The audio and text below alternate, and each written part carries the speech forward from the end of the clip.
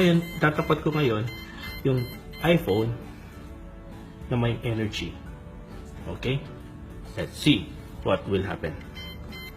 Okay. There you go. So, nakikita nyo, nagiging 0.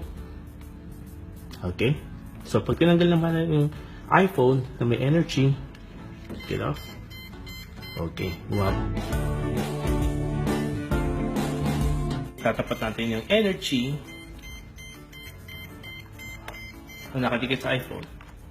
Nakikita nyo, nawawala. Okay. Tanggalin.